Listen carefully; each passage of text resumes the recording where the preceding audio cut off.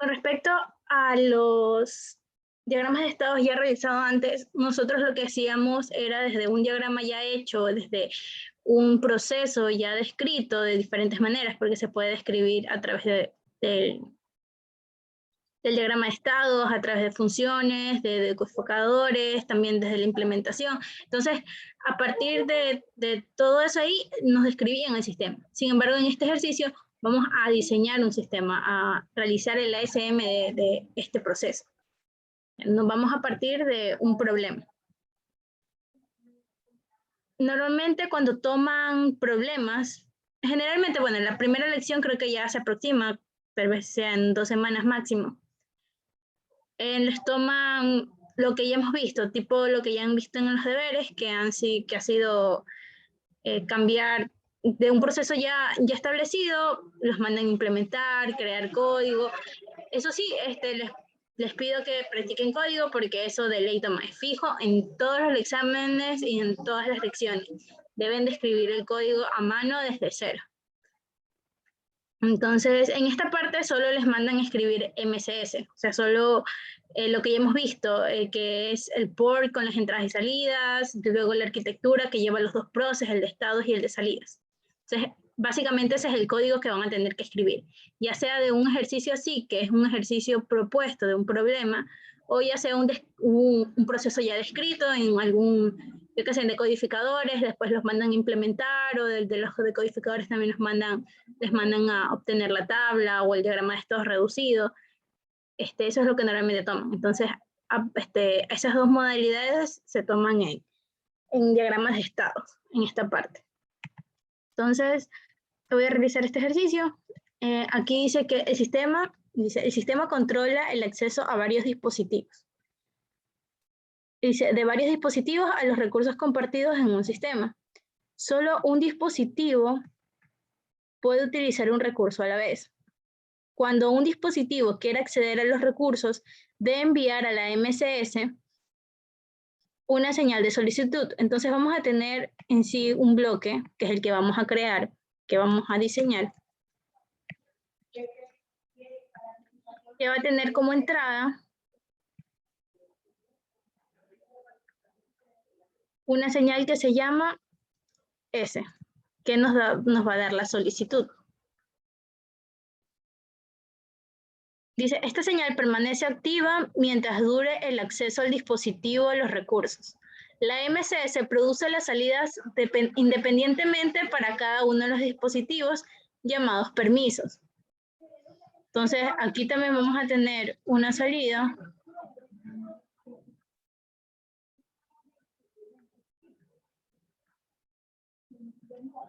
que se va a llamar P. Ahora, nos dice que supongamos que tengamos 3 dispositivos. Sabemos que cada dispositivo, en este caso lo llaman de 1, de 2, de 3, va a tener una señal de solicitud. Entonces, cada uno de los dispositivos al sistema le va a decir, bueno, ahorita yo quiero utilizar, yo quiero controlar el proceso.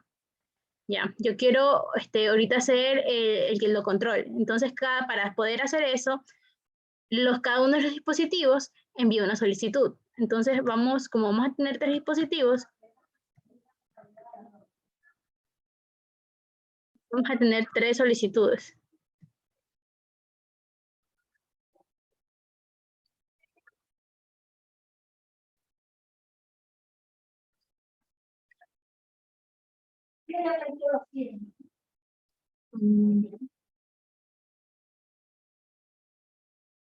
Vamos a tener S1.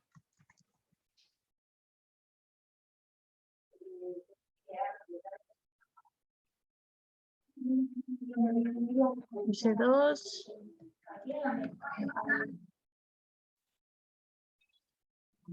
Y S3. Así mismo, como cada uno de los dispositivos va a generar una solicitud para poder, para que el permiso se pueda conceder, vamos a tener 3 señales de permiso. Esto no nos los dice explícitamente en el texto, sin embargo, aquí dice que si un dispositivo cuando un dispositivo quiere acceder a los recursos, enviar la señal de solicitud. Entonces, en este caso, nos dicen que hablan de 3 dispositivos, entonces por eso se infirió que van a ser 3 señales de solicitudes y asimismo 3 señales de permiso.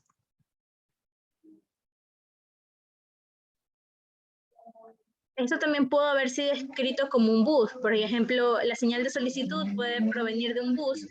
¿A qué me refiero con un bus? De una única señal, pero que tenga varios bits. Entonces, esta señal de solicitud bien pudo ser un único bus llamado S, pero de 3 bits. En este caso lo estoy tratando como si fueran bits.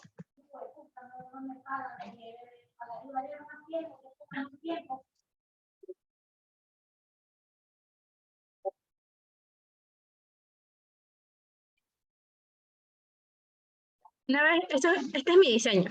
Cuando uno va a diseñar un sistema, ya sea solo la MCS o un sistema ya mucho más grande, como lo van a ver el próximo parcial o a finales de este parcial, ustedes necesitan este primer paso. Esto de aquí es importante. ¿Por qué? Porque aquí ustedes observan qué señales son las que provienen del exterior y cuáles son las que ustedes sacan.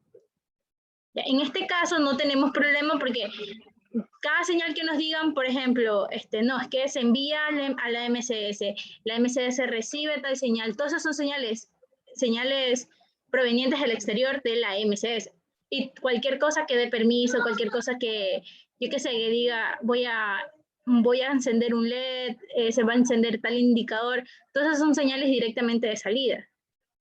Sin embargo, esto aquí es importante reconocer el sistema y cuáles son las señales internas y las salidas para el siguiente parcial, ya que después vamos a diseñar sistemas ya más complejos.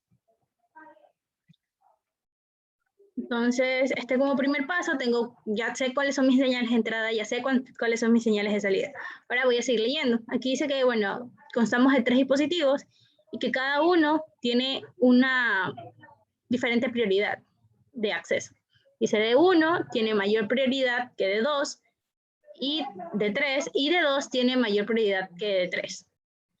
Hay que hacer el diagrama de estados y escribir el HDL. Entonces, ¿alguna idea de cómo resolver esto?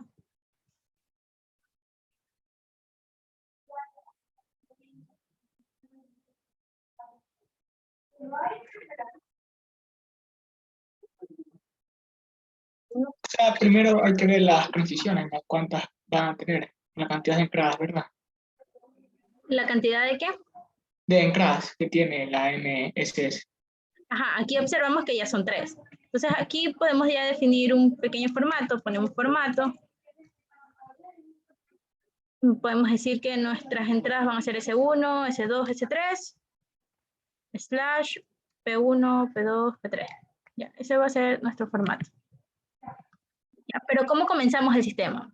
Sabemos que, bueno, inicialmente siempre vamos a tener un estado A, un estado, como ustedes pueden ponerle hasta nombre. Ya, un estado inicial. Voy a poner un estado A, para no perder la costumbre. Ya, en este estado A es nuestro primer estado, lo que significa que cuando el sistema recibe un reset, nos va a llevar a ese estado. Voy a ponerlo con lógica negativa. Ya. Para hacer el diseño del sistema es importante saber 2 cosas. Bueno, 3. ¿Cuáles son las entradas y las salidas? Y por lo tanto, ¿cuál es mi formato? Que esto ya lo definí. ¿Cuál es mi estado inicial? Ya lo definí. Y además tengo que yo darme cuenta que el proceso debe de funcionar siempre. ¿A qué me refiero que debe funcionar siempre? Significa que si yo realizo, por ejemplo, en secuencias, yo reviso una secuencia, termino de revisar la secuencia, doy los resultados, pero ese mismo proceso, ese mismo sistema, ese mismo sistema debe de ser capaz de identificar alguna otra secuencia, lo que significa que debe de haber algún tipo de regreso al estado inicial. ¿Ya? Debe de regresar a este estado. Así mismo como comienza este estado, debe de regresar a este estado. ¿Por qué? Porque mi sistema debe de funcionar 1000 veces, no solo una vez. ¿Ya? Son como, digamos, aquí creo que ya en laboratorio hicieron una máquina expendedora, es como la máquina expendedora, debe de funcionar siempre. ¿De qué te sirve una máquina que solo funcione una vez? ¿Ya? Entonces, por eso necesitamos, ¿cómo logramos eso de que funcione 1000 veces? Necesitamos que vuelva al estado inicial. ¿Ya? Y para llegar al estado inicial debe de comenzar con condiciones iniciales. Esto también es importante tenerlo como buena base porque nos va a servir para el próximo, lo próximo que vamos a ver, que son diseño de sistemas. Ok. Ya comenzamos en este estado inicial. ¿Cómo van llegando las entradas o cómo vamos dando los permisos? Aquí nos dice que tienen prioridad. ¿Qué significa que tengan prioridad? Que yo tengo que ver la manera de que, yo qué sé, si recibe la solicitud 1, que esa la procese primero. Pero si recibe, yo qué sé, la solicitud 2, entonces yo tengo, o sea, si recibe la solicitud 1 y la solicitud 2, yo debo hacer que el sistema solamente tome en cuenta la solicitud 1. ¿Por qué? Porque dice que el dispositivo 1 tiene mayor prioridad que el dispositivo 2. Mi sistema debe de poder hacer eso, poder realizar eso. Entonces, yo puedo decir, bueno, comienzo con este reset. El primer dispositivo es fácil. Yo digo, bueno,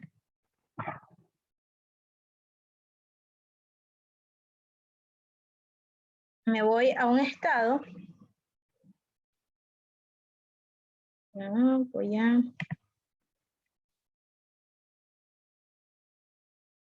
voy a un estado B, en donde, ¿cómo sé que me voy a ese estado B? Me voy a ese estado B si tengo mis entradas 1, o sea, recibo una solicitud desde 1. ¿Y qué debe de estar en 2 y en 3 para que yo pueda acceder a ese estado B donde yo le voy a dar permiso? Este es mi estado inicial. Mi estado inicial. Cada estado tiene un objetivo. Este es mi estado inicial. Ahora, este estado va a ser donde le da el permiso para dispositivo 1. Y eso tengo que tenerlo en claro. Yo en este estado, yo quiero darle permiso al dispositivo 1. Ya, pero ¿a partir de qué? Yo estoy en el estado A, estoy en el inicial. Para darle permiso al dispositivo 1, ¿qué debo de recibir? Debo recibir la solicitud 1. ¿Me importa lo que diga la solicitud 2 y la solicitud 3? No, porque dice que hay prioridad. Exactamente. Exacto. Entonces yo solo me fijo de que ese 1 sea 1 y ese 2 y ese 3 prácticamente puedo ponerlos con don't care. ¿Ok? Y bueno, las salidas inicialmente son 0 porque aquí estoy en el estado inicial. Ok, estoy en el estado inicial. Aquí le voy a dar permiso a D1. Entonces, aquí, como le voy a dar permiso a D1, yo digo,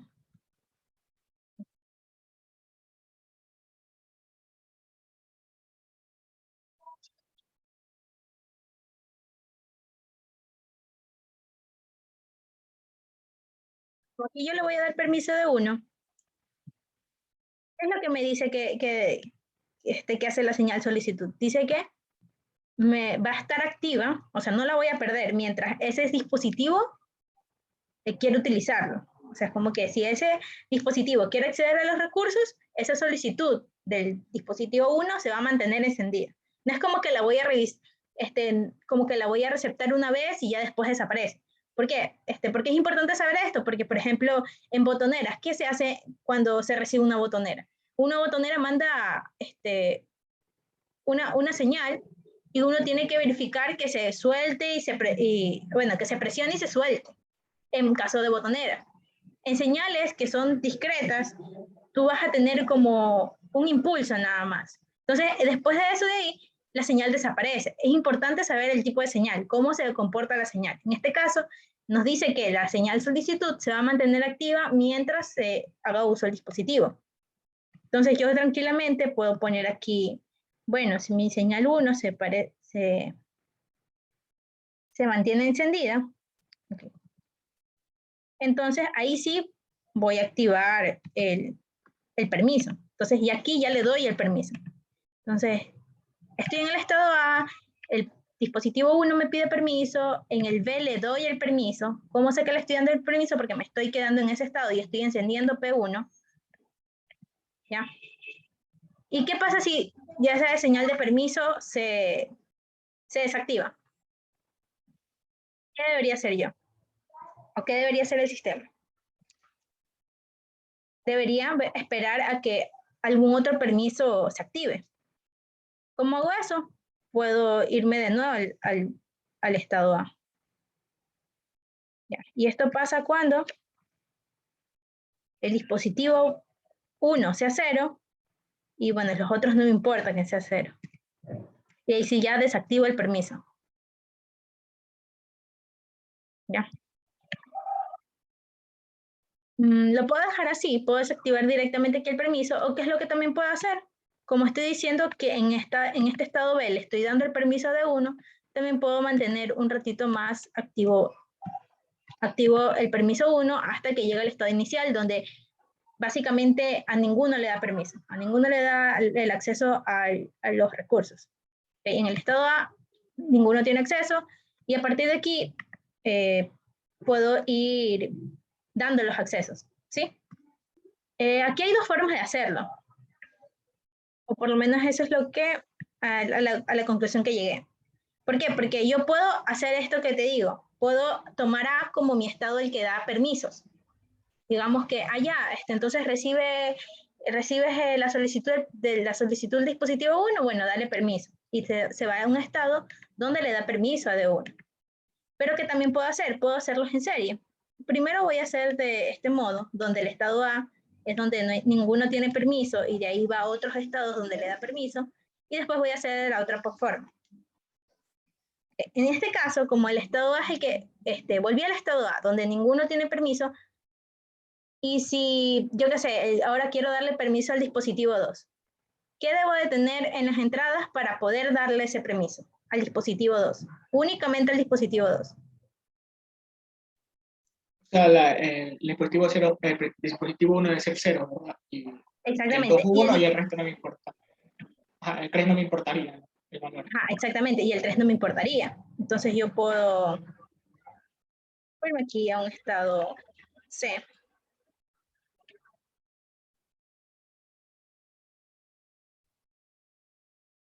donde le voy a dar permiso al dispositivo 2.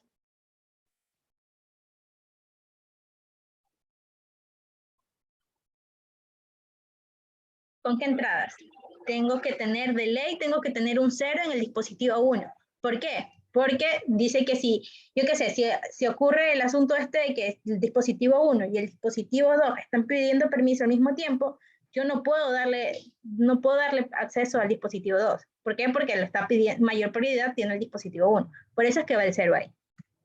Y de ahí sí, entonces el permiso del dispositivo 2 y el don't care del dispositivo 3. ¿Por qué? Porque realmente si el dispositivo 3 pide permiso, pero el dispositivo 2 está ahorita también pidiendo permiso, entonces igualmente no me importa qué es lo que señal mande S3.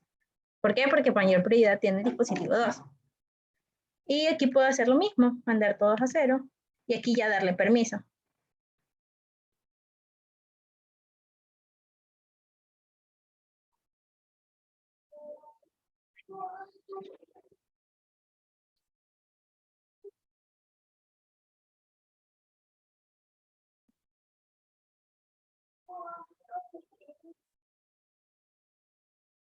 Aquí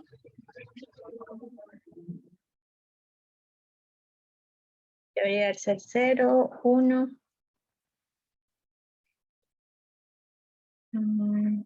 Bueno, realmente aquí ya no me importa si es que pide permiso porque ya le estoy dando acceso al dispositivo 2. Y debería ser 0 y el permiso al dispositivo 2. Ahí.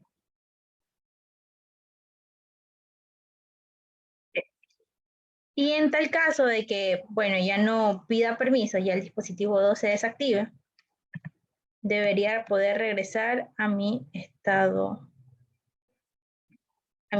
A. ¿Con qué entradas? Estando en el estado C, ¿qué entradas debo de tener para yo poder regresar a ese dispositivo A? 0, 0 y Donker, ¿no? En teoría, para ya dejar de darle permiso al dispositivo 2, realmente lo que diga el dispositivo 1 no me importa. Así que, si es una posibilidad, puedo poner 0, 0,1 Docker, me dijiste, ¿verdad? Sí. 0, 0. Puedo ponerlo así. Pero lo que ocurre es que debo de revisar que, bueno, estén todas mis opciones. Cuando ya hay 3 variables, es un poco difícil ver si están mis 8, serían 8 opciones. Ya, aquí tengo 2, ¿verdad? Aquí tengo 2 opciones. Aquí tengo ¿cuántas? Tengo 4, 5, 6. Por lo tanto, me faltan 2. ¿Sí? 4, no, pues está ahí 4. No, pues está acá, está 12. 4 y me faltan 4 más.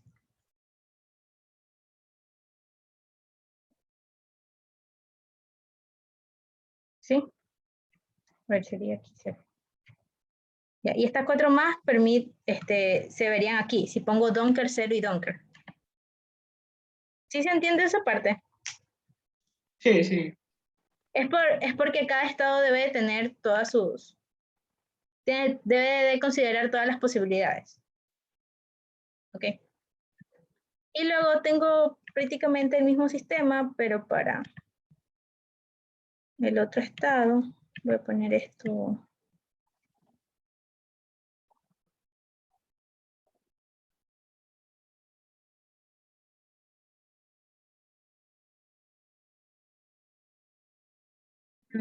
Ok.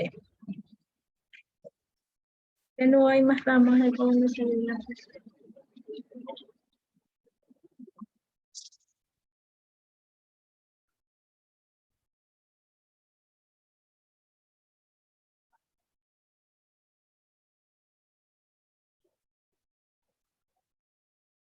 Voy a ponerlo un poco bueno.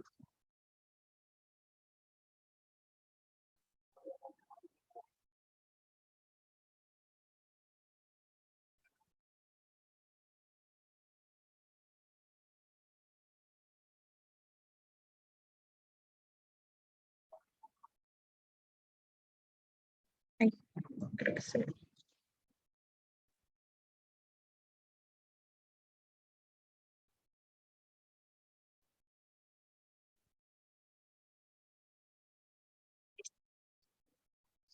Y algo así también voy a tener un estado con un comportamiento similar.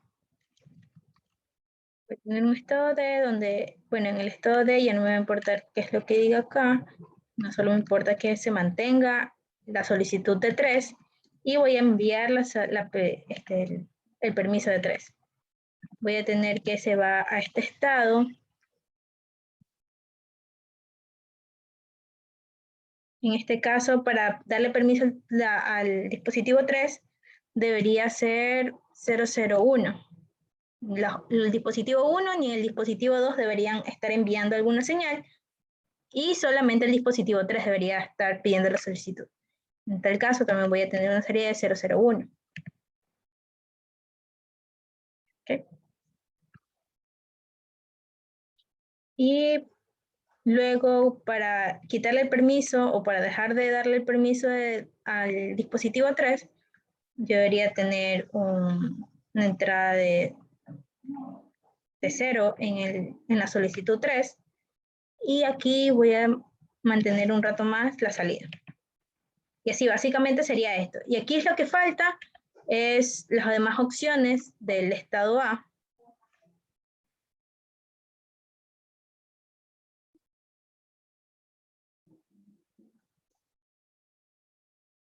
Que en este caso sería...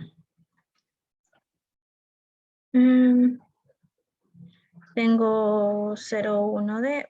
Voy a ponerle else.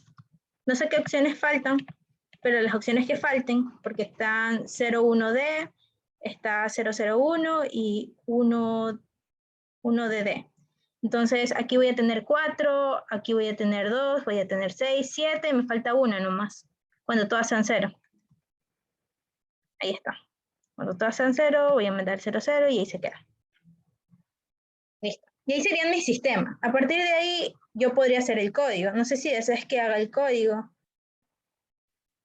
O si entiendes cómo se hace el sistema, se describe el sistema en VHD. Pues nomás, sí, lo mejor lo hago yo para practicar. Ya, esa es una forma. ¿Qué otra forma también puedo hacer? ¿Qué otra forma puedo? Puedo decir que comienzo un estado A, que luego de aquí va a un estado B,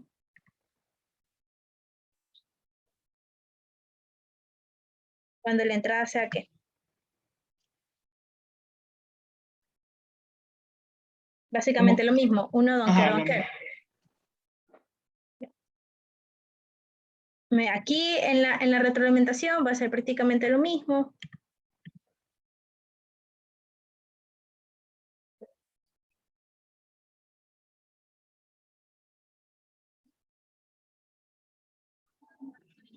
Debería tener un donker, 0, no. Sí. Y lo que puedo hacer aquí, para no irme al estado inicial, puedo ir preguntar. Por ejemplo, ya, pidió aquí. A ver, aquí podría poner, aquí solamente pidió el sistema, bueno, puedo ponerlo donker.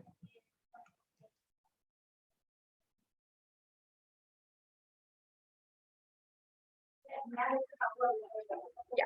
Entonces aquí, en el estado A, puedo decir que pidió solamente el dispositivo 1. Okay. Pero ¿qué pasa aquí? Estando en el estado B da el permiso. ¿Y qué pasa si suelta? Puedo... De hecho, aquí en este sistema sí no se ve bien. Pero lo puedo hacer en ASM para que se observe mejor cómo sería la otra opción. ¿Qué tal está, qué tal estás en ASM? Porque en ASM, de hecho, sería un poquito más sencillo. ¿Qué es lo que tendría en ASM? Tendría mi estado TA. Aquí. Y en TA yo aquí preguntaría básicamente por S1. ¿Sí entiendes cómo funciona eso? Esto es ACM. Sí, se coloca el estado y después se pregunta con las entradas. Este es lo que hace es preguntar. Correcto. Entonces, como y pregunta, yo qué sé, si ese es 1, entonces se va a este estado. Entonces aquí, si esto es 1, se va a este estado donde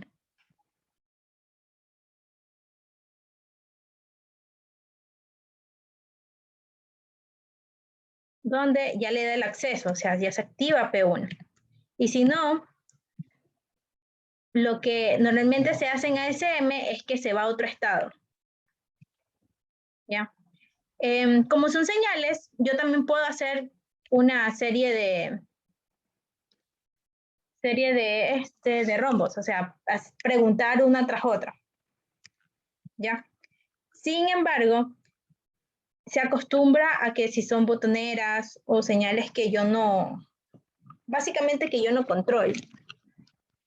Entonces, va a ir a otro estado donde no va a hacer nada y a partir de aquí va a preguntar nuevamente. Se pregunta aquí para S2 y normalmente la ingeniera acostumbra a esto, acostumbra que ustedes no pregunten un rombo tras un rombo. O sea, no pongan rombos consecutivos, no pregunten señales consecutivas. ¿Por qué? Porque imagínate que tienes dos botoneras y quieres que se active un LED cuando se presionen las dos botoneras. Las dos botoneras deben de estar presionadas. Pero ¿qué pasa? Son botoneras. Las presiona un humano, la persona que está detrás de la máquina. Entonces, el circuito, el sistema, funciona con un clock. Con ese es el que se permite el movimiento entre estado y estado, ¿ya? Entonces, basándonos en eso, el ser humano lo que hace es que presiona, pero para la máquina tú puedes presionar medio segundo, o eso es lo que tú puedes demorarte en presionarlo. Pero para la máquina tú has presionado y has mantenido presionado ese botón 20 ciclos de reloj. Okay. Para la máquina si es que tú no pones un estado aquí para preguntar y dirigirte a otro estado, lo que hace es que prácticamente pasas todo el sistema en ese medio segundo que tú mantuviste presionado. Entonces, cuando se tratan de botoneras, cuando no son señales como pulsos, se acostumbra a que luego de, yo qué sé, validar una señal, de preguntar por una señal, se coloca otro estado. Es por eso. Pero, por ejemplo, digamos que esta señal son, yo qué sé, provienen del mismo bus. Es un vector de 3 bits. Entonces, ese vector de 3 bits, yo que sé, es enviado por pantalla y se envía al mismo momento. Si se envía al mismo momento, yo podría estar aquí mismo preguntando por los 3, o sea, por los 3 bits. O sea, que sea igual a esa combinación. Yo podría hacer eso. O si yo estoy segura que el sistema lo que hace es enviar uno tras otro, en menos de,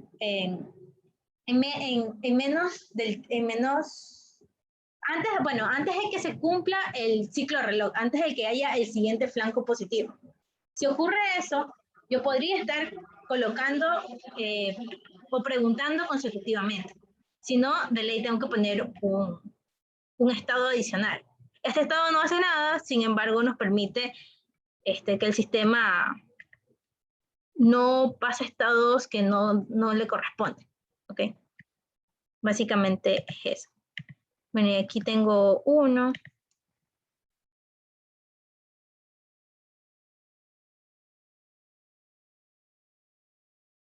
Y okay, sería ese 2. Bueno, en este estado, si no pidió permiso el dispositivo 1, yo tengo que revisar si el dispositivo 2 pidió permiso. Si no pidió permiso el dispositivo 2, ¿qué es lo que tengo que revisar? Tengo que revisar si el dispositivo 3 pidió permiso. Entonces, aquí sería más o menos así. Aquí sería el permiso de P2. Aquí de otro estado.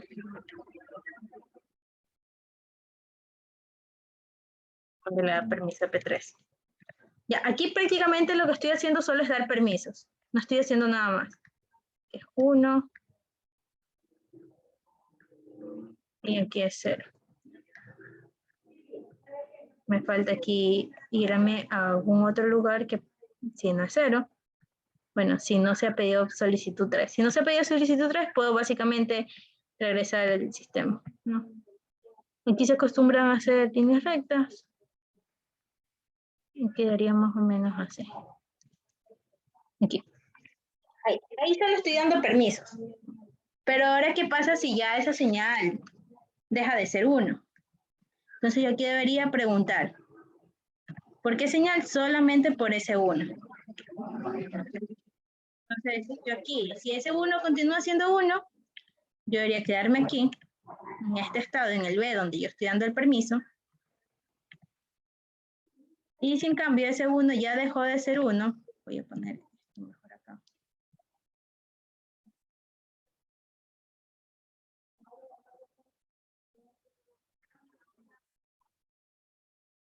Y si deja de ser 1, aquí ya debería irse al estado inicial. ¿Ok? Entonces, si se ponen a revisar, bueno, y si hacen la analogía, es básicamente lo mismo que hacen en este proceso de acá. Solo es que, si te das cuenta, salir con un diagrama de estados para este proceso, que igualmente no es muy largo, es más complicado que hacer esto, porque en este de aquí solo preguntas por la variable de interés, literal. Entonces llegas al estado 1, quieres saber primero qué pasa con ese 1, ya le das permiso o no le das permiso. Si no envía solicitud, voy a revisar ese 2. Si no envía ese 2 solicitud, voy a revisar ese 3. Es básicamente lo que estás haciendo acá, pero aquí en el diagrama de estados debes de conocer el comportamiento de todas las entradas al mismo tiempo. En cambio, en el diagrama, en el ASM, lo que hace es simplemente preguntar por la variable que te interesa en ese momento. Entonces, aquí Aquí podría irme a este estado de aquí.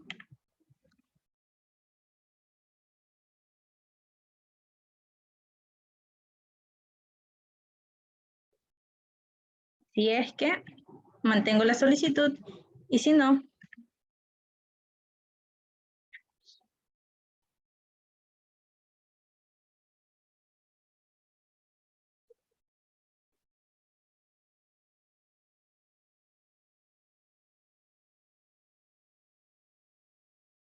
me voy al estado. Puedo hacerlo así o puedo mantenerlo así. Y aquí, ¿qué pasa? Lo mismo. Me quedo en el, aquí, me quedo en el, aquí estoy, me fue el rombo, acá. Un ratito. Pensé que este era el rombo, aquí. Aquí tengo que preguntar por ese 2. Y si es 0, se va al estado de arriba. Y si no, se queda aquí. Ahí está.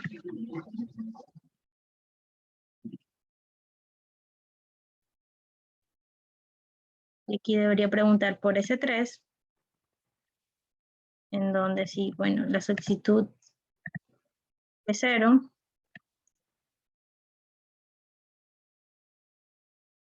Debo irme directamente a TA.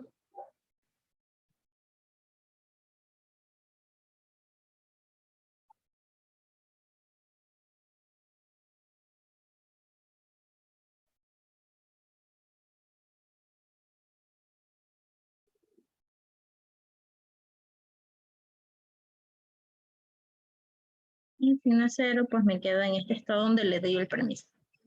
Pues se pasa si es 1. ¿Ya? ¿Y qué haría? Básicamente es el mismo comportamiento de este de acá, pero si te das cuenta, este aquí es un poco más simple, o es más simple de hacerlo, porque es ACM, en cambio este estado. En teoría debería salirte exactamente el mismo código, o algo demasiado similar. Aquí te das cuenta que tenemos 2 estados que no teníamos acá. Aquí solo tenemos 4 estados. Aquí tenemos 5 estados. 5, 6. ¿Ya? Entonces, es eso. Aquí voy a tener 6 estados, aquí voy a tener 4 estados. Aquí de ley voy a tener 5 estados porque esta señal, esta señal, bueno, se mantiene si pide permiso, pero en el momento, yo qué sé, puede durar, bueno, estando en el estado de acá, puede que este no lea correctamente. Entonces, por eso pongo el estado acá. Sin embargo, dependiendo del comportamiento de las señales, yo puedo haber quitado estos estados de acá y poner directamente aquí, que se va casi a 0.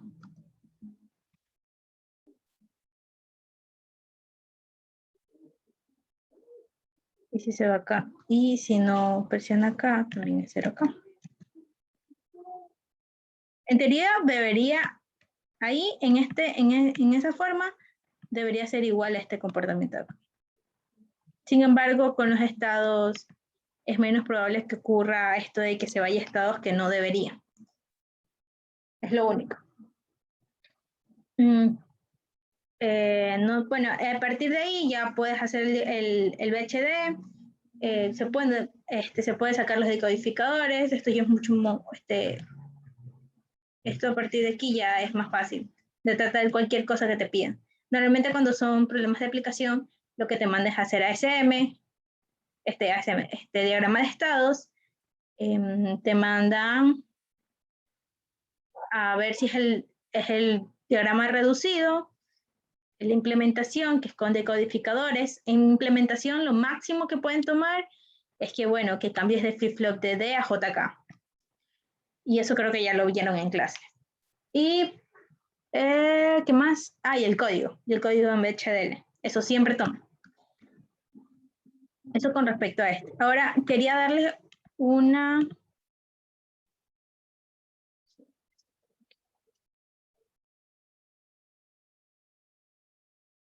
un resumen de los bloques, porque ya van a entrar a diseño de sistemas. Entonces, es importante conocer los bloques.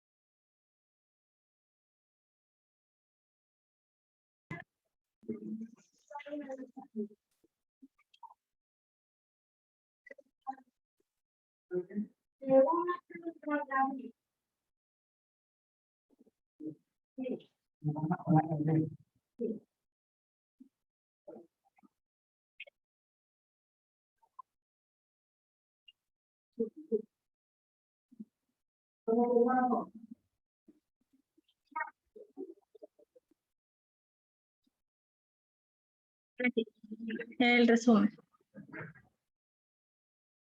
Esto ya el semestre pasado, pero bueno, incluso con la misma van a hacer un repaso de los componentes asíncronos y los síncronos.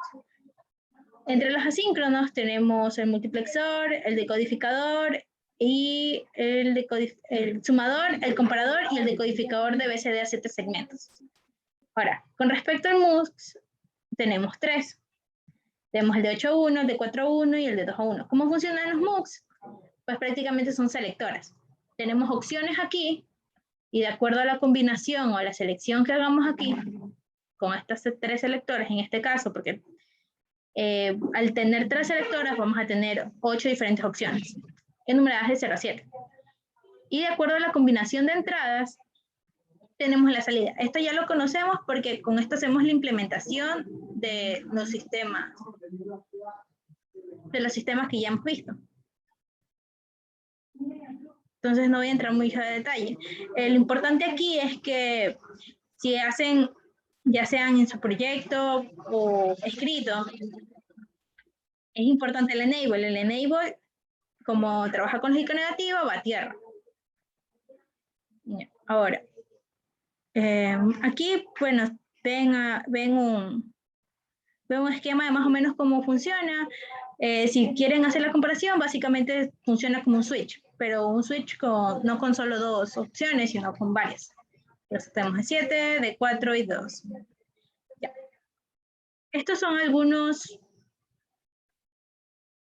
componentes, bueno, así los encuentran en el mercado, los micro.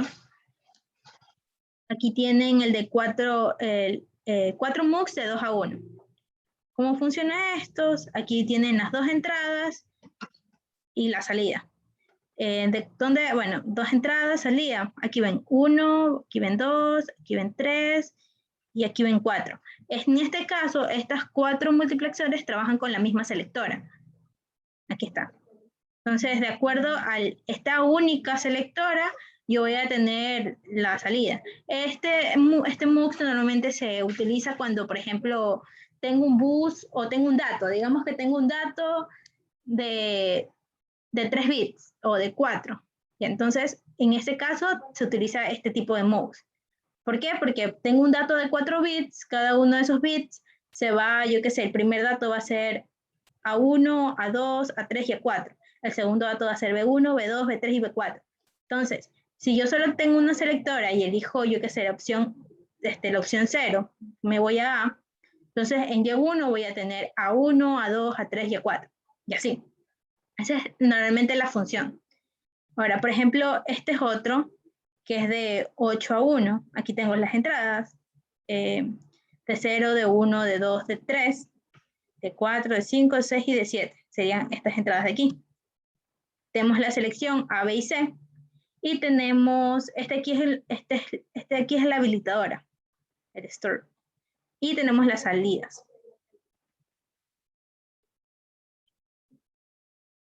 Bueno, aquí en estas salidas JW es la salida, como estamos trabajando de un bit, esta es la positiva, o sea, sin negar, y esta es la negada. Es lo único. Y por ejemplo, este aquí es así mismo, aquí son dos MOOCs en cambio de 4 a 1, pero son independientes. ¿A qué me refiero con independientes? Que tiene, por ejemplo, aquí tengo el primer MOOC, tengo 0, 1, 2 y 3. Tengo la selectora. Estas son las entradas. Tengo 4 entradas. Tengo la selectora A y B. Sí, A y B. Tengo las habilitadoras que tienen así, están independientes. A esto me refiero con independientes. Yo puedo activar una y desactivar otra. Si te pones a ver este de acá, tiene un solo start, solo tiene una habilitadora. Entonces, si habilito esto, se habilitan los 4 puertos. Lo que significa que si yo no utilizo el 4, yo tengo que mandar la tierra. Si no utilizo el 3, tengo que mandar la tierra. En cambio, en este de aquí, yo puedo deshabilitar estos 4 bits de acá y ya simplemente no los tomo en cuenta, no los puedo los puedo dejar al aire. ¿Qué más? Este es otro, bueno, este es un deco. ¿Qué es lo que hace el deco? Es básicamente, pues, se puede tomar como lo contrario al MUX. En este caso, de acuerdo a las entradas, se activa la señal de salida. Por ejemplo, si tengo 000, entonces se activa Q0. Tengo 001, se activa Q1. Y así. En vez de coger las entradas, de coger las selectoras para enviar una salida, porque prácticamente esta es transferencia de datos, aquí en el decodificador lo que hago es activar las salidas, de acuerdo a las entradas. Asimismo, se maneja prácticamente como el MUX, que cada una de las salidas tiene como un código interno, este 000, este 001, 010, 011 y así. Pero en este caso, estas selectoras o estas entradas, como quieras verla, te activan esa salida de acuerdo al código que esté. Asimismo, trabaja con una habilitadora. Y aquí hay unos ejemplos de algunos que encontré en el mercado. En este caso tenemos, bueno, A1, A2, A3. Aquí tenemos las salidas que están en lógica negativa. Si te das cuenta, 0, 1, 2, 3, 4, 5, 6. Y aquí tenemos O7, que en este caso está en positivo. Tenemos las habilitadoras, los enables, y tenemos las selectoras. Y BCC y GND, como siempre. Este aquí, en cambio, es un deco de 2 a 4. Son independientes. En este caso son totalmente independientes. ¿A qué me refiero con eso? Que cada una tiene sus entradas. O sea, tienes A y B para las 4 primeras salidas, y el segundo A y B para las otras 4 salidas. Cada una tiene su habilitador y BCC y GND. Este aquí es, no sé si ya lo hayan visto o es nuevo. Este es el que encuentran en el mercado. Y aquí tiene unas cositas aparte que no utilizamos nosotros, que es, por ejemplo, si no me equivoco, el RBO, si tú le mandas una señal al mismo tiempo que el RBI, lo que tienes es que puedes verificar el funcionamiento del sistema. Se te activan todas las salidas y así tú dices, bueno, están todas las salidas activas, todas las salidas se pueden activar. Entonces mi componente funciona. Esa es una de las funciones que tiene este de aquí.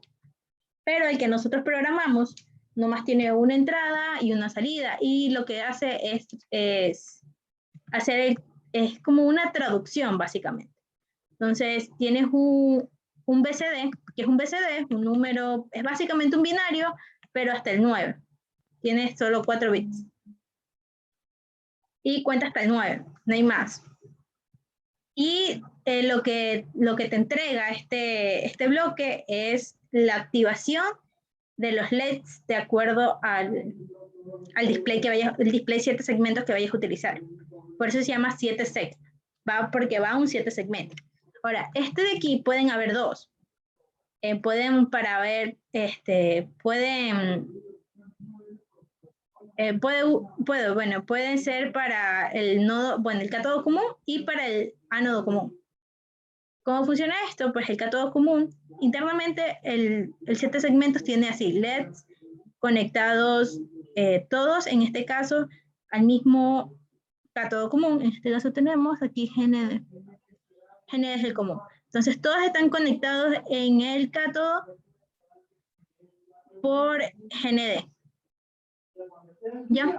Y tenemos GND, si ven. El ánodo y el cátodo. El cátodo está conectado al GND. Por lo tanto, para encender cada uno de esos segmentos, vamos a tener diferentes entradas. En este caso, si queremos encender este segmento de aquí, voy a eliminar esto.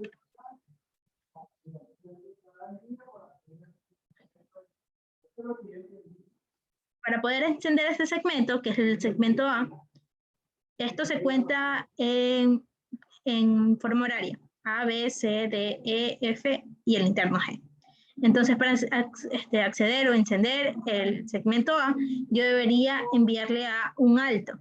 ¿Cómo envío un alto? A través de mis bloques, enviando un 1. Ahí estoy enviando, yo qué sé, 5 voltios. Entonces, al enviar 1, yo voy a conseguir que este segmento se encienda. Y, por ejemplo, si yo quiero mostrar un 0, yo ingreso mi 0 aquí en 4 bits, que sería 000. 000.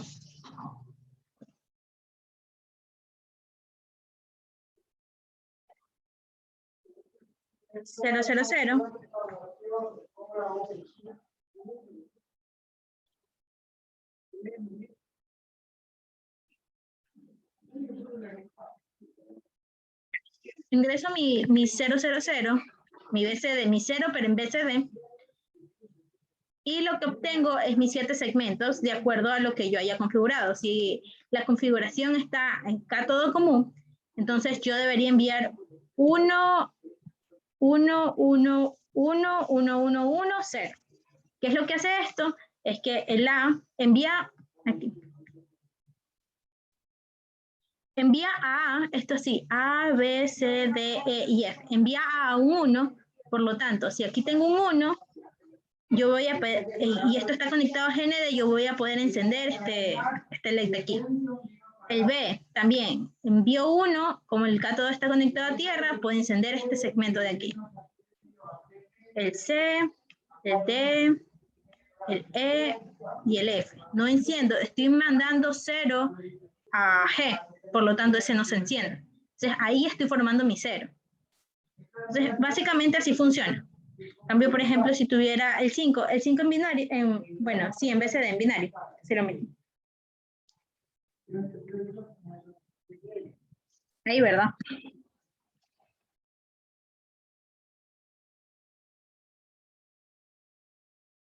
Sí, 5. Mi 5 en binario. Sí, está bien. 0, 1. Ahí tendría mi 5. ¿Y cómo sería mi salida en cátodo común? Pues tendría que activar estos segmentos de aquí. O sea, visualmente yo digo, bueno, quiero formar mi 5. Tengo que activar este y este y este. Por lo tanto, mi código va a ser 1, 0, 1, 1, 0, 1, 1. Y eso es lo que tengo acá. ¿Qué es lo que pasa en ánodo común? Yo tengo mis ánodos.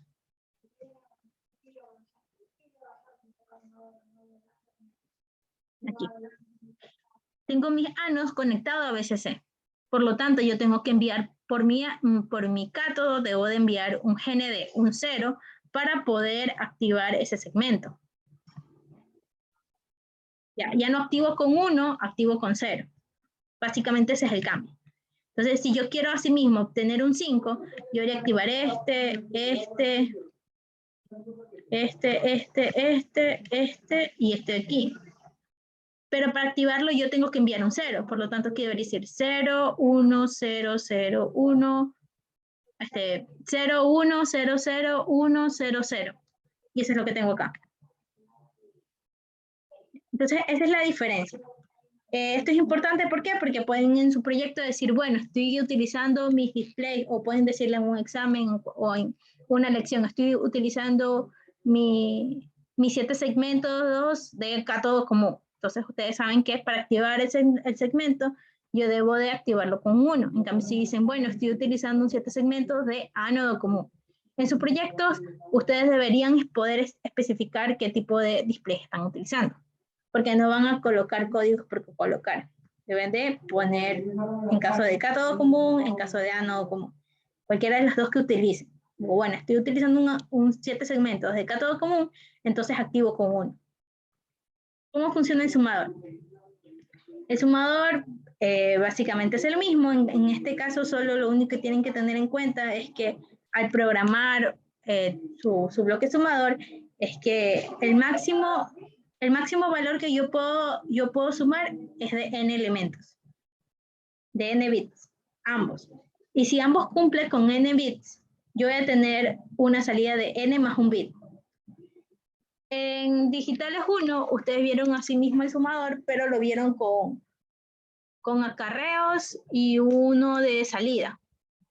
Eso también lo pueden diagramar acá, sin embargo, lo pueden utilizar de la forma más simple, que es como las que les estoy mostrando, que son 2 entradas de n bits y una salida de n más un bit. ¿Cómo funciona acá?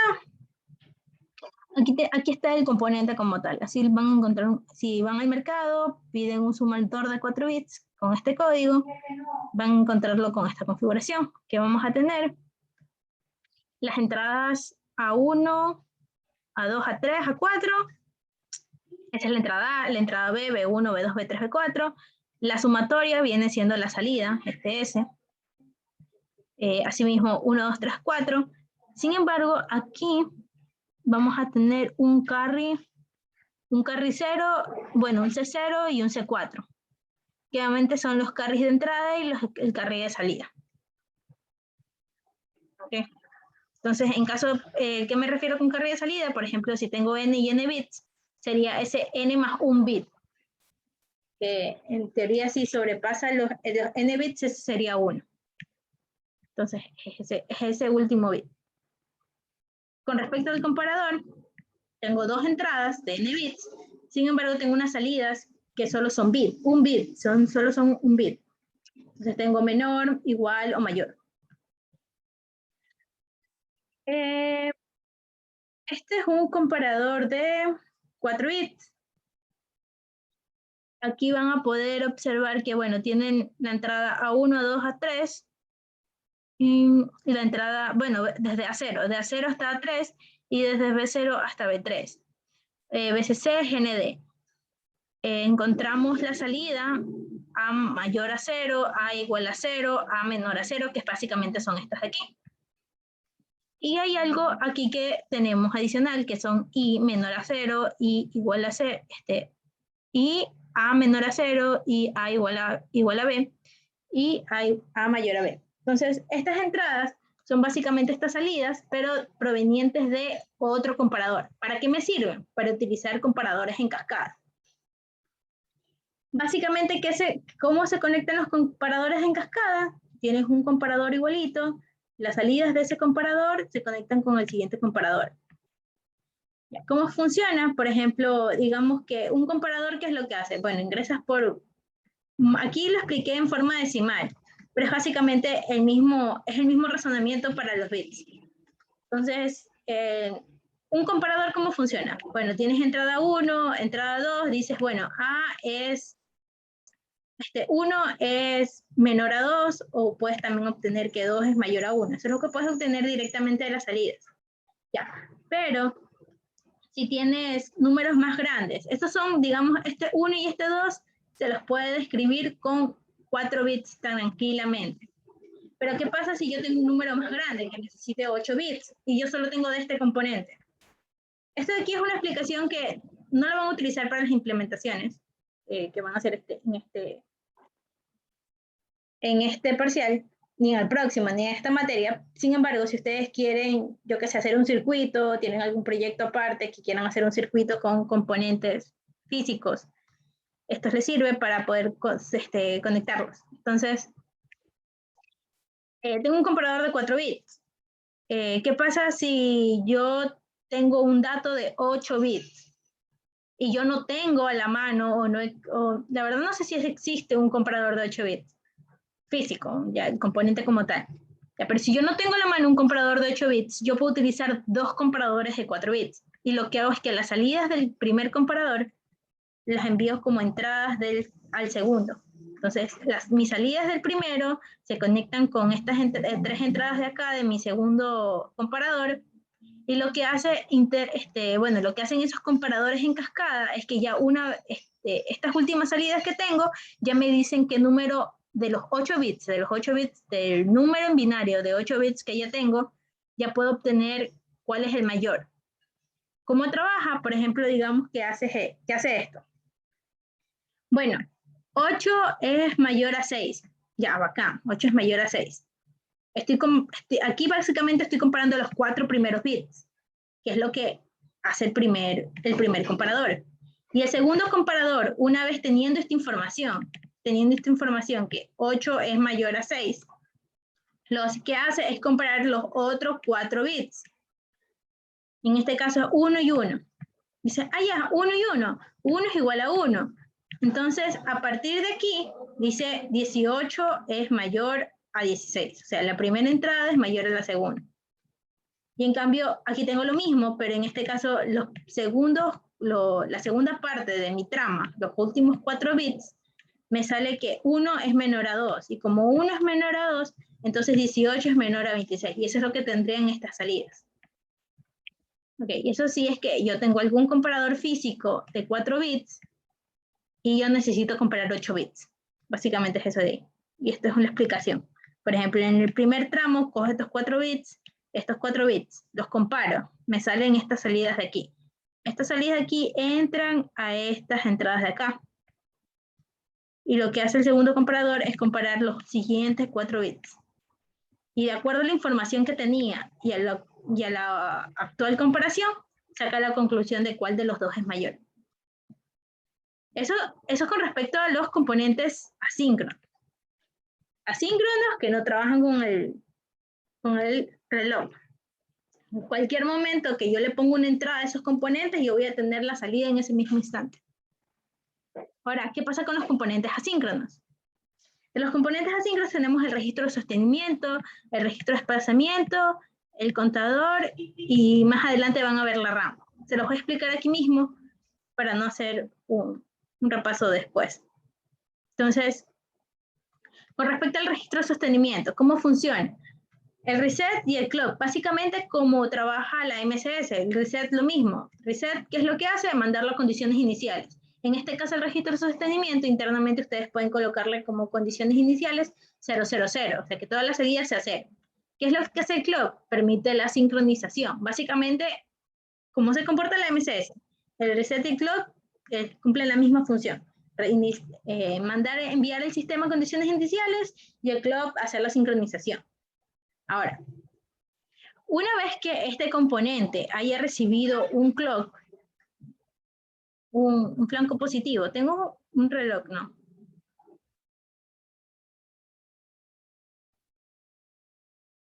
¿Qué es lo que hacía básicamente la MSS? La MSS, igual que estos componentes, son síncronos. Entonces, si yo tenía un reset en bajo, que sería, como está trabajando con lógica negativa, significa que el sistema está reseteado, yo aquí en mis salidas voy a tener condiciones iniciales. En la MSS era un estado A. En este caso puede ser 000. ¿Ok? Entonces, tengo un bajo. Ahora, activo mi sistema y envío mi reset a 1. Lo que significa que mi sistema ya no está reseteado, ya puedo continuar con la operación de mi sistema. Y ahora, ¿qué es lo que ocurre aquí? Aquí en este flanco positivo, lee que es un flanco positivo y lee que ya no está en reset. Por lo tanto, ¿qué es lo que busca? Este sistema, en el caso de la MSS, ¿qué buscaba? Buscaba las entradas, ¿verdad? Buscaba, yo qué sé, en el caso que vimos anteriormente, buscaba S1, S2 y S3. El valor de ellos para tomar una decisión e irse a algún lado o hacer algo. Básicamente es lo mismo. ¿Qué es lo que hace el registro de sostenimiento? En este cambio, como la única entrada es el enable, lo que hace aquí en este flanco positivo es revisar el enable. Si el enable es positivo, 1, digamos aquí, es 1, entonces cumple su función. En este caso, el registro de sostenimiento hace una carga en paralelo. O otra forma de decirlo, sostiene el valor que tiene la entrada. ¿Qué es lo que tiene la entrada? Lo que tenga aquí. Lo que tenga aquí lo envía a la salida, acá. ¿Ok? Entonces, en este flanco positivo, ve que ya no está reseteado, ve que ya tiene una señal en alto del enable, ve que el sistema quiere activar ese enable o quiere activar ese bloque. Entonces, lo que hace es sostener. Entonces, digamos que esta es nuestra Q.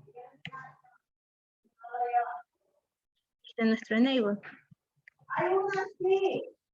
Entonces nuestro enable da 1, mi Q inicialmente era 0 porque está reseteado, aquí va a seguir continuando siendo 0, pero acá ya ve un alto en el flanco positivo del reloj, ya capta un flanco positivo, lee el enable y entonces sostiene. ¿Qué es lo que sostiene? Lo que está en la entrada. ¿Qué es lo que está en la entrada? Puedo tener en la entrada, puedo tener un 001. Entonces lo que hace aquí es que a partir de aquí tiene un 001. ¿Cuándo cambia? Cuando reciba otra señal de que tiene que cargar de nuevo. Si esta señal de aquí, a partir de aquí, se va a 0 y ya nunca más se activa, lo que pasa aquí en el Q o lo que tengo aquí en la salida es lo mismo que lo último que activé, lo último que sostuve. Al menos que yo coja y baje el reset. Bajo el reset, esto se resetea, vuelvo a 0. De otro caso, yo tengo 001, lo último que ya he sostenido. Y básicamente así es como funciona el registro de sostenimiento. Y si cogemos ese como base o como analogía para los otros, también así es como funciona el registro de desplazamiento. Esto, ¿qué es lo que hace el registro de desplazamiento? Pues aquí en cambio tengo dos entradas, tengo el enable y tengo el de carga. El registro de desplazamiento,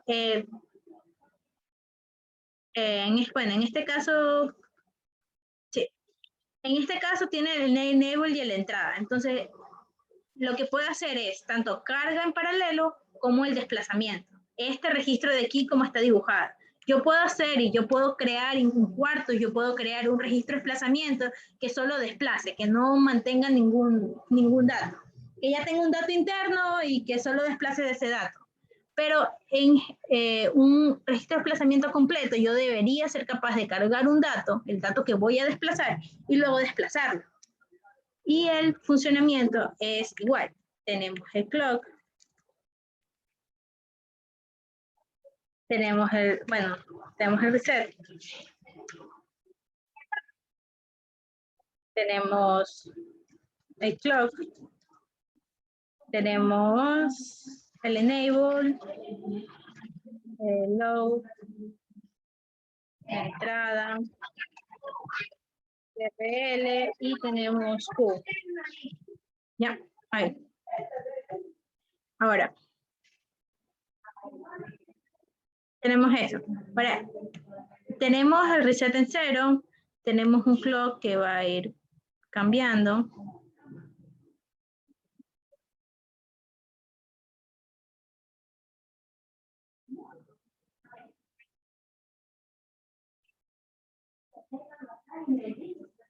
Ya.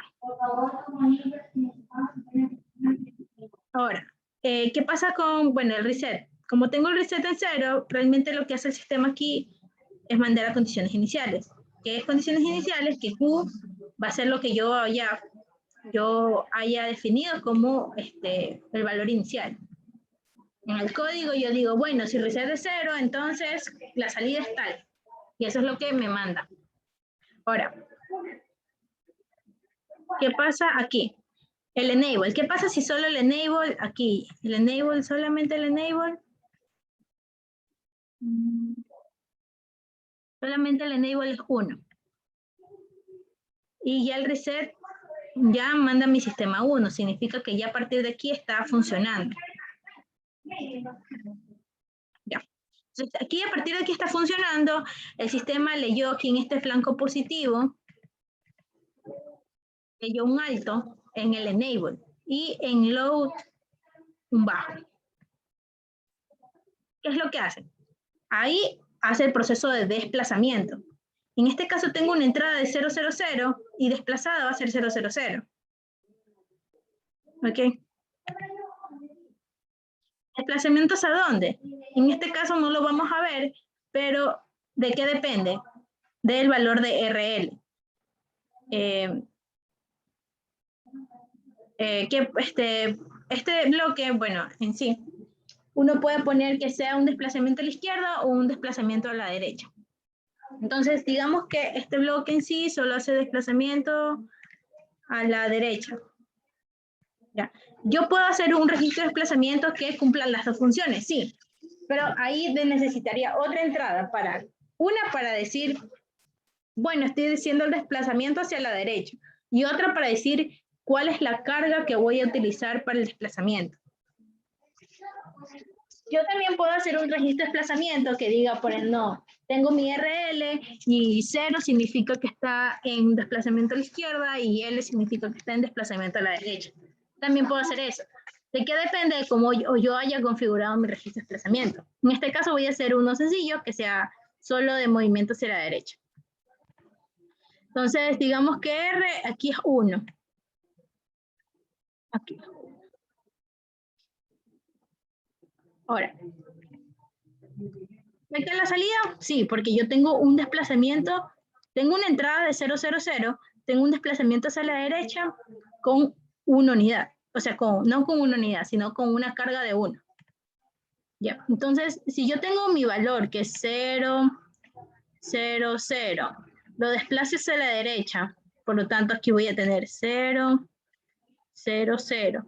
Y en el dato que falta, el que estoy desplazando, lo voy a colocar 1, mi resultado va a ser este. Entonces yo aquí en mi salida voy a tener 001. Eso. Ahora, ¿cómo hago la carga en paralelo? Para hacer la carga en paralelo, tiene que leer un flanco positivo. En un flanco positivo debe de leer que tanto enable como el low, el de carga, el LD, sean 1. Si lee 1 en enable y 1 en carga, entonces lo que hace es carga en paralelo. Las cargas en paralelo es que si tiene en end, tiene un 1, 1, 1, 0. En este de aquí. Entonces lo que hace es enviar esto a la salida. Por lo tanto, aquí ya no sería 001, sino a partir de este flanco positivo sería 110. ¿Ok? Ahí. Básicamente eso. Entonces, si en el flanco positivo, si no está reseteado el sistema y en el flanco positivo solo está habilitado enable, lo que hace es el desplazamiento. Y si está habilitado enable y LD, hace la carga en paralelo. Lo que está end va a la salida. El contador. ¿Qué es lo que hace el contador? Casi lo mismo. En este caso no vamos a tener la entrada R.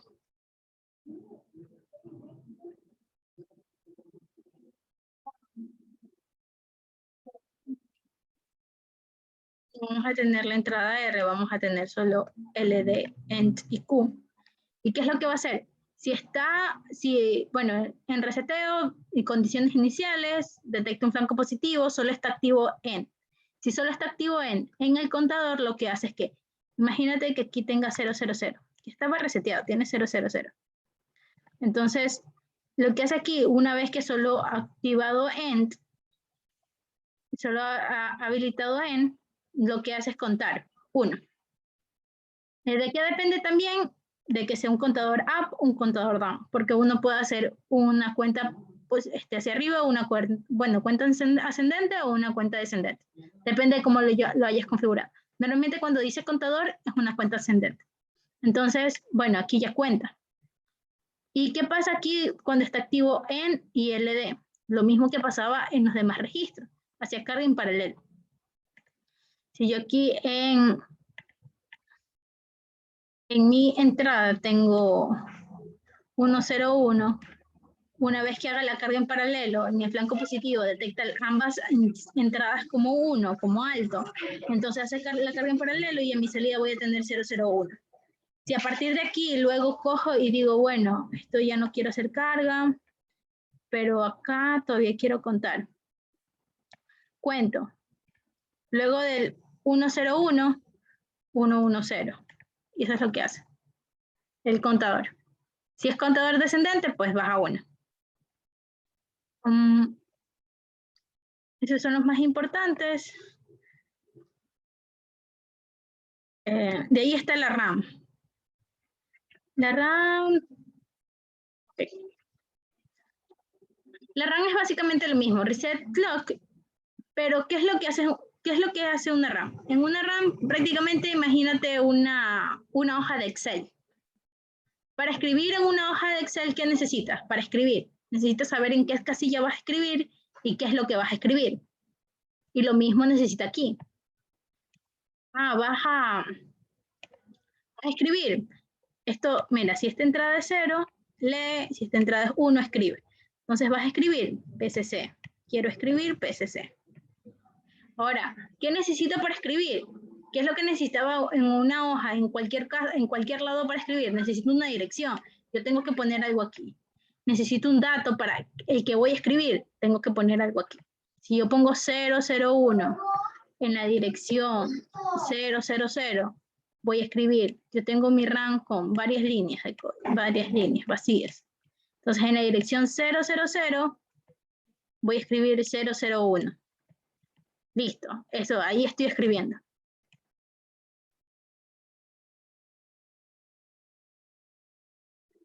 Ahora, ¿qué pasa si quiero leer? Tengo que decirle a mi componente que quiero leer. 0 para leer, PCC, GND. Entonces, 0 para leer, GND.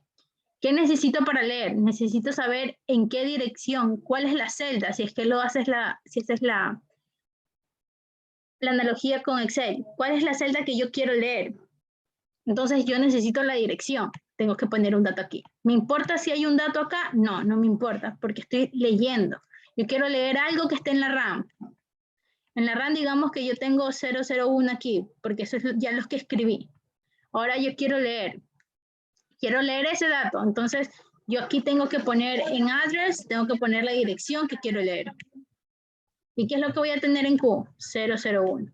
¿Qué es lo que tiene en Q en cambio cuando estoy escribiendo? Tiene alta impedancia. También depende de lo que yo haya configurado. Si yo quiero que cuando estoy escribiendo en Q sea 111, lo puedo poner. Si quiero que sea 000, lo puedo poner. Ya, eso depende, bueno, en este caso porque nosotros vamos a diseñar la RAM en código. Nosotros vamos a poner las condiciones iniciales, cómo va a escribir, cómo va a leer. Pero básicamente ese es el funcionamiento. ¿Cuándo ocurre esto? ¿Cuándo es que lee y cuándo es que escribe?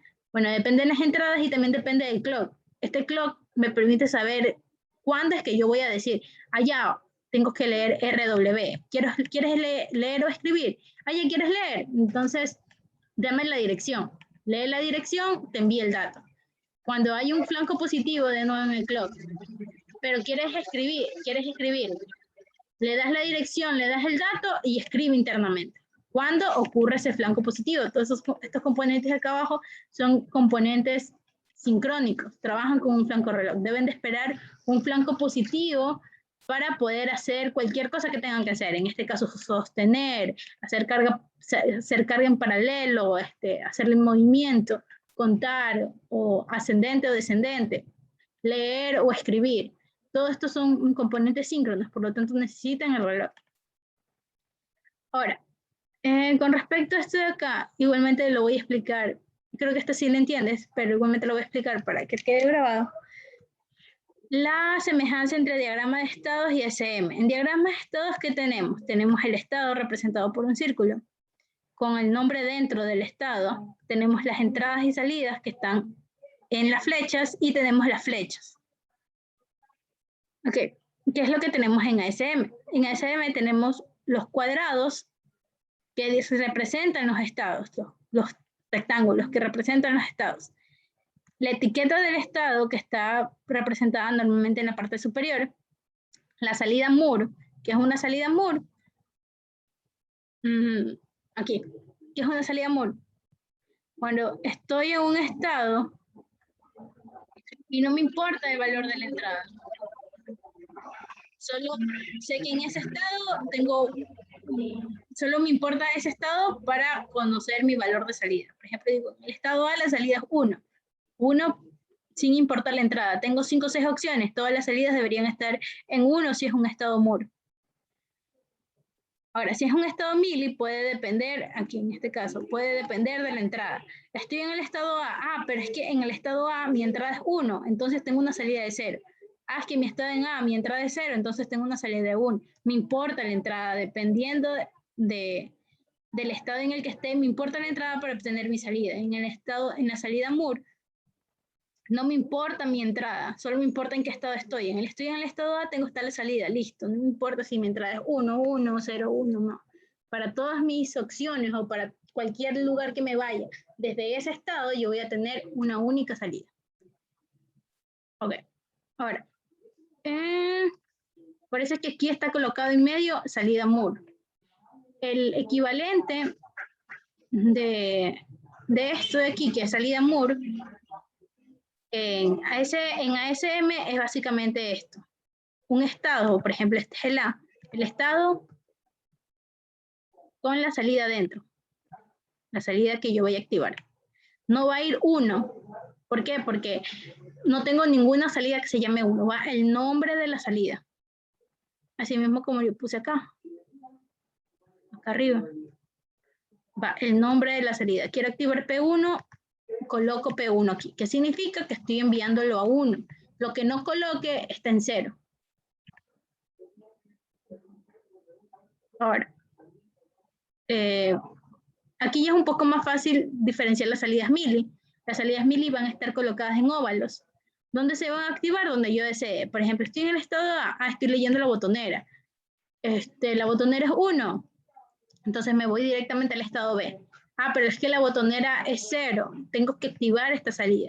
¿Qué significa que yo no ponga la salida aquí en este ramal de aquí? Significa que no se activa. Simplemente es, pasaría a este ramal de aquí. Como que estoy aquí, estoy preguntando por botón. Este botón, ¿dónde estoy preguntando en el diagrama de estados por ese botón? Aquí estoy preguntando. Este es como mi rombo. Ahora, ¿cuál es mi salida 0 de aquí? Es prácticamente mi transición, porque yo aquí en el ASM yo no nombro las salidas que yo no acciono. ¿Y qué pasa, por ejemplo, cuando tengo entrada 0? Botón 0, activo la salida. Aquí dice activo la salida. Entonces coloco en un rombo, en un óvalo. ¿Por qué? Porque no es una salida MUR, no depende solamente del estado, depende de mi valor de entrada. Depende de mi valor de entrada, activo esa salida. No la activo en el C, porque en el C, si te das cuenta aquí, no está activa ninguna entrada. Estoy enfocándome en el estado A. En el estado A pregunto por botón. Botón es 1, no enciendo nada. Botón es 0, enciendo la salida. Botón es 1, no enciendo nada. Botón es 0, enciendo la salida. Por eso aquí puse mili. Y con respecto a la entrada, aquí yo pregunto por la entrada. En cambio, aquí tenía las entradas aquí. Aquí tenía un solo lugar donde poner las salidas. Aquí en ASM tengo 2. Tengo en rombo o tengo dentro del estado. Rombo o dentro del estado. Salida mili, salida MUR. Por ejemplo, este es el diseño de cómo colocar para leer botoneras. En ASM, ¿qué es lo que hacíamos? Teníamos un estado, ya no lo presionas, no tengo nada. Presionas el botón, me voy a un estado B. En ese estado B, mantienes todavía presionado el botón, no hago nada. Los sueltas y ahí, a partir de ahí, hago mi proceso. ¿Por qué hago eso? Por lo que hablé casi al comienzo, que era del tipo de señales. Estoy hablando de botoneras. Para el humano significó un momento, un ratito, 0.5 milisegundos. Pero para la máquina significaron varios ciclos del reloj, o sea, varios análisis de estado, varios estados si te pones a verlo así. Entonces, la máquina, si yo no valido en las botoneras, que yo presione y suelte, lo que va a hacer es que apenas yo presione, ya va a realizar todo el proceso. Yo por eso en botoneras tengo que validar que presione y suelte. Y esto sería en ASM, en diagramas de estados, y esto sería en ASM. tengo un estado A, pregunto por mi botón, que básicamente esta parte de aquí, es esta parte de aquí.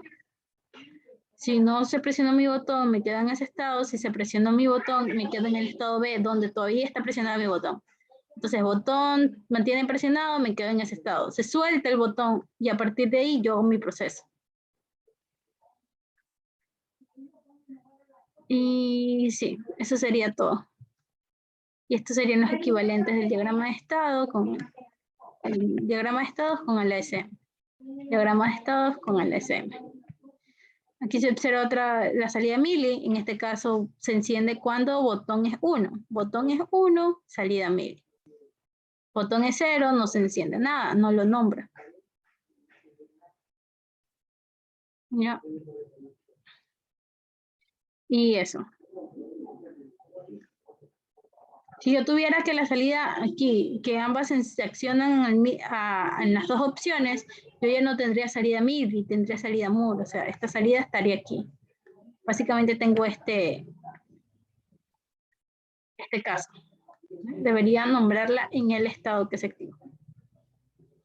Entonces con eso acabo esta sesión de hoy. No fue mucho, pero este repaso es importante. Igualmente van a hacer otro repaso en clase teórica cuando comiencen a hacer diseño de sistemas. No sé si tienes alguna pregunta o si no, ya ahí acabó la clase. No, ninguna, muchas gracias. Listo.